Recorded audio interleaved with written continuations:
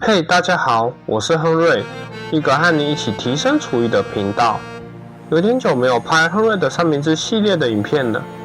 今天亨瑞将带给大家更加简单的粤式三明治的做法，不用费心的去想酱汁的配方，只要几种基本的材料，搭配先前介绍的香煎五花肉和1颗荷包蛋，就能够快速得到一份色香味俱全的粤式三明治咯。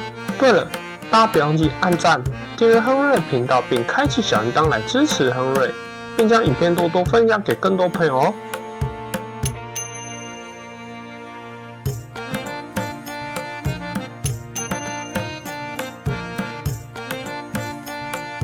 首先，亨瑞先简单介绍一下今天的主角——粤式法国面包。这种面包外皮酥脆，内部的口感非常蓬松。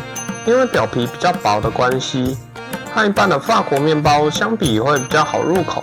为了让面包口感更加提升，亨瑞建议可以先把面包放进烤箱，热到180度烤大概3分钟就可以了。这样做可以让面包的外层超级酥脆，内部还是保持着柔软的口感。接着把面包切开，涂上美味的关键蜂蜜美乃滋，搅拌均匀就可以了。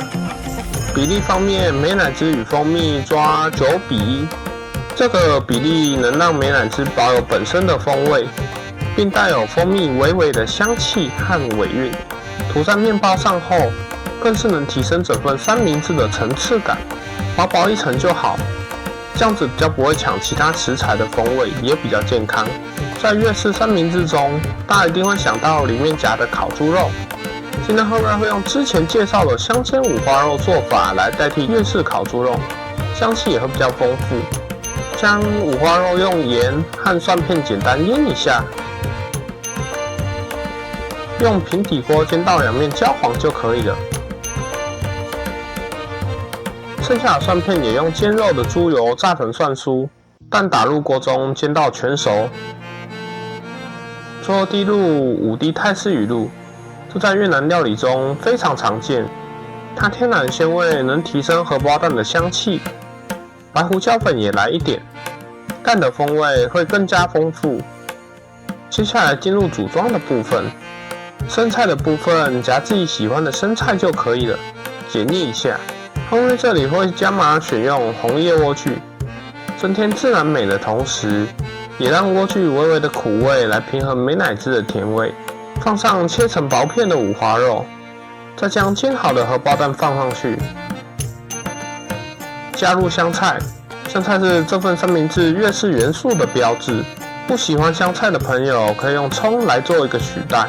最后只要撒上白芝麻，用剩下的蒜片和切成兔子造型的苹果装饰后，一份香气层层堆叠，又能品尝到些微粤式风味的亨瑞版荷包蛋粤式法国面包完成。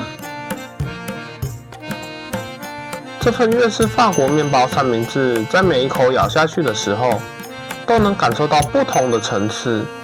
面包的外皮酥脆，蜂蜜美乃滋的微甜香气，五花肉的咸香，荷包蛋的浓郁，加上生菜的清爽，香菜的提味，这样的搭配令人难以抗拒。这时如果能配上一杯粤式冰咖啡，那更是让人倍感满足。谢谢大家，如果你们喜欢这部影片的话，欢迎帮亨瑞按赞、订阅加分享。亨瑞将协助你们激发对烹饪的灵感和信心。我们下回不见不散，拜拜。